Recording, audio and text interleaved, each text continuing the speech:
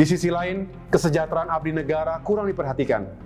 9 tahun terakhir, gaji mereka hanya naik 2 kali dengan akumulasi kenaikan 11% saja. Mestinya gaji ASN, guru, tenaga kesehatan, TNI Polri, perangkat desa dan pensiunan dinaikkan setiap tahunnya. Karena jika dikaitkan inflasi, gaji mereka sebenarnya terus mengalami penurunan. Ini jelas tidak adil. Kebijakan ini mesti diubah dan diperbaiki. Kita juga harus memperhatikan nasib guru dan pegawai honorer. Secara bertahap, angkat mereka sebagai ASN dengan kebijakan yang tepat. Saudara-saudara, dengan anggaran yang cukup, kita dapat meningkatkan lapangan pekerjaan untuk rakyat, termasuk generasi muda dan kaum perempuan. Angka pengangguran harus diturunkan, cegah PHK besar-besaran, dan demi keadilan, kontrol dan batasi tenaga kerja asing. Ketika terjadi krisis ekonomi, semestinya pemerintah memberikan insentif fiskal dan keringanan pajak kepada dunia usaha, bukan sebaliknya digenjot. Negara juga perlu meningkatkan perlindungan dan bantuan kepada puluhan juta UMKM melalui pelatihan, akses permodalan, dan pemasaran. Kredit usaha rakyat perlu ditingkatkan jumlahnya dan diperbaiki penyalurannya. Tingkatkan kemitraan antara usaha besar dengan UMKM. Bantu pedagang-pedagang kecil dan angkutan kota. Sementara itu, untuk menjaga daya beli masyarakat yang menderita karena tekanan ekonomi, maka kita perlu melanjutkan dan menghidupkan kembali semua program pro-rakyat era pemerintahan Presiden SBY. Program-program itu antara lain BLT, BLSM, BPJS, bantuan lansia, difabel dan korban bencana, PKH, Raskin, KUR, PNPM, dan lainnya. Dengan kebijakan yang berorientasi pada kesejahteraan rakyat tersebut, kita bisa meningkatkan kembali pertumbuhan ekonomi menuju 6%, bahkan lebih. Tapi pertumbuhan ekonomi ini harus dirasakan seluruh rakyat, bukan segelintir kelompok saja. Karena itu, sulit diterima akal sehat saat ekonomi tertekan pandemi. Alokasi APBN untuk infrastruktur justru lebih besar dibandingkan anggaran kesehatan. Seolah proyek infrastruktur diutamakan, sedangkan nasib rakyat diabaikan. Diperlukan pemikiran yang rasional dan arif dalam penentuan prioritas dan pengelolaan anggaran negara. Lebih baik kita fokus pada peningkatan penghasilan dan daya beli rakyat, agar ekonomi terus bergerak dan tetap tumbuh. Kalau ekonomi tumbuh, penerimaan negara juga akan meningkat, pengangguran dan kemiskinan akan berkurang. Salah satu faktor penting pendorong pertumbuhan ekonomi nasional itu adalah investasi. Kita harus menggalakkan dan meningkatkan investasi agar tercipta lapangan kerja yang lebih luas, serta penerimaan pajak yang lebih besar. Untuk itu, iklim investasi harus terus diperbaiki, termasuk kepastian di bidang hukum dan birokrasi.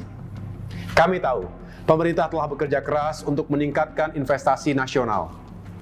Tapi Demokrat mengingatkan, untuk menjaga keseimbangan antara penggunaan modal dalam negeri dan asing. Terlalu dominannya modal asing, apalagi tidak disertai dengan kuatnya perjanjian dalam kontrak, bisa sangat merugikan negara dan rakyat kita. Saat ini, pelibatan investor asing di usaha energi dan sumber daya mineral, bidang pembangunan infrastruktur, kesehatan, perkebunan, dan lain-lain dinilai terlalu longgar, sehingga dirasakan kurang adil bagi rakyat. Kita harus menjadi tuan rumah di negeri kita sendiri. Saudara-saudara, Partai Demokrat dan kita semua mencemaskan meroketnya jumlah utang Indonesia, baik utang pemerintah maupun utang BUMN, hingga membuat kinerja sejumlah BUMN kita jauh di bawah sasaran. Kita harus menghentikan utang pemerintah dan utang BUMN yang terlalu besar. Banyak negara yang perekonomiannya jatuh dan mengalami krisis hebat karena jebakan utang. Pemerintah tidak bisa hanya berpikir ekonomi jangka pendek, apalagi tidak memikirkan konsekuensi jangka panjang. Kita harus belajar, banyak negara gagal akibat utang yang ugal-ugalan. Akibat utang meroket, ruang fiskal sempit. Per Maret 2023, utang kita mencapai lebih dari 7.800-an triliun rupiah. porsi APBN untuk membayar cicilan dan bunga semakin besar. Jika rata-rata bunga utang mencapai 400-an triliun rupiah per tahunnya, maka itu setara dengan realisasi anggaran pendidikan pada APBN 2022 yang lalu. Itu baru bunga, belum cicilan pokoknya. Bayangkan, bisa jadi apa bunga utang 400 triliun rupiah itu? Jika biaya kuliah mahasiswa hingga lulus tingkat sarjana, baik pendidikan dan biaya hidup per orang mencapai 200 juta rupiah, maka kita bisa menguliahkan 2 juta orang pelajar ke kampus-kampus terbaik di Indonesia. Atau jika kita berikan bantuan modal, dana bergulir sebesar 50 juta rupiah untuk pengembangan 1 unit UMKM, maka akan ada 8 juta unit UMKM yang diberdayakan. Jika 1 unit UMKM menyerap 5 hingga 10 pekerja, maka tercipta 40 hingga 80 juta lapangan pekerjaan. Ilustrasi ini untuk memberikan gambaran konsekuensi yang harus kita tanggung bersama akibat utang yang kelewat besar. Pemerintah tidak boleh selalu berdalih bahwa dari sisi rasio utang terhadap PDB masih aman karena kurang dari 60%. Faktanya, kemampuan fiskal untuk membayar utang kita rendah dan membebani APBN kita. Untuk itu, batasi dan kontrol utang pemerintah dan BUMN. Pastikan pembangunan infrastruktur tidak mengandalkan utang. Infrastruktur memang penting.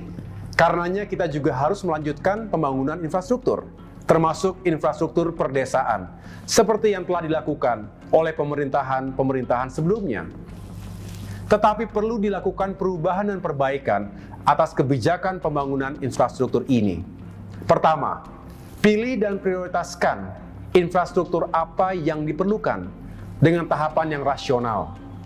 Kedua, pastikan pembiayaan tersedia, baik dari APBN maupun non-APBN.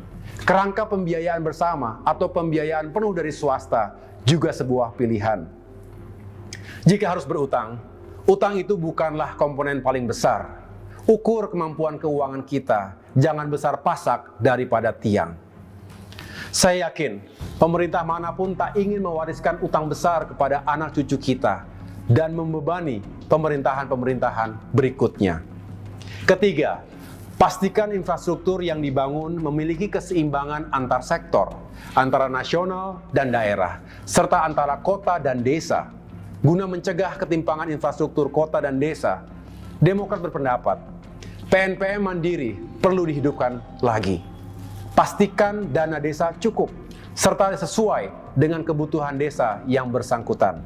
Saudara-saudara, dapat disimpulkan, agenda perubahan dan perbaikan Partai Demokrat dalam pengelolaan ekonomi dan peningkatan kesejahteraan rakyat mencakup cara pandang, kebijakan, penentuan prioritas, dan juga alokasi anggaran yang adil dan tepat.